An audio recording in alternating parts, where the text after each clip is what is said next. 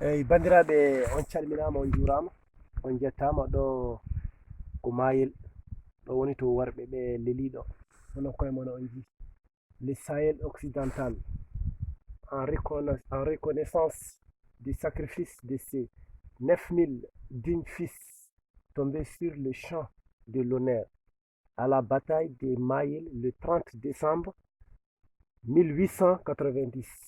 Oɗon koye on ji no woni to suddiɓe leydi ɓe cuddaki gacce ɓe to ɓe leliɗo, worɓe fulɓe sinoɓe darinoɓe mbi tubakoɓe marata ɗumen, julɓe rewnoɓe Cheikh Oumar ina pella jiyaji, ko ɗo woni to ɓe mbara ɓe woni ɗo.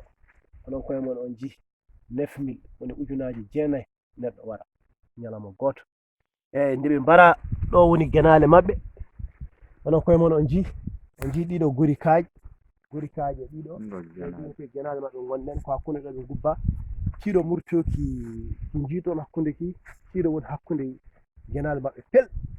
To ɓe mbara ɗo woni to worɓe fulɓe leli, yo Allah yurmoɓe, yaafoɓe, yo Allah harnuɓe aljanna.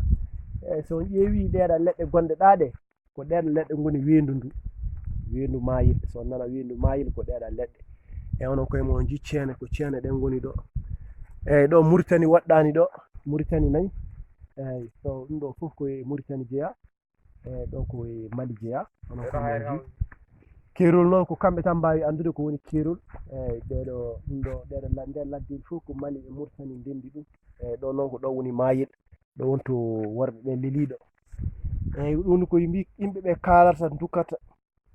Sa ƴiwi nder tarikaji Mali eɓe binda en, ɓe kalana ɓe Soundiata Keita en, ono Ba Demba en, ono yimɓe woɓɓe hewɓe ɓe kala ɗumen, mais a nanata ɓe kala ono worɓe fulɓe waraɓe ɓe darinoɓe sinoɓe ma diina o daro, ɓe kalata ɓen. Aw nani ko ɗo ɓe tomi, ɗo ɓe leli. onon koye mon on ji ƴeewi ndeɗo hayre winda hen ko Mouhammadou. on ji kawɗe Allah ɗum ɗo fofine ɗo, ɗeɗo kawɗe Allah fofine ɗo, kono no a yiyata a nanata e tarikaji. ɗum ɗon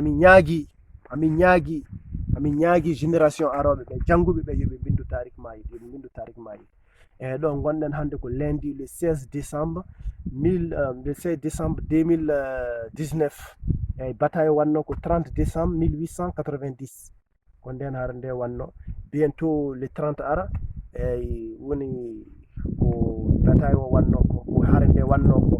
ɗum ɗon hande ko altine, donc min ɗo mbiɗa wonde miñiraɓam ono Mamoudou Samba Kadji Ba, Ibrahima Amadou Ba, minen gondi ɗo. joni noon min ko Diallo Amadou Mamoudou noddirteɗo Siley. ko min garno ɗon jillu pour wiccitde yidde kadi ono affaire o.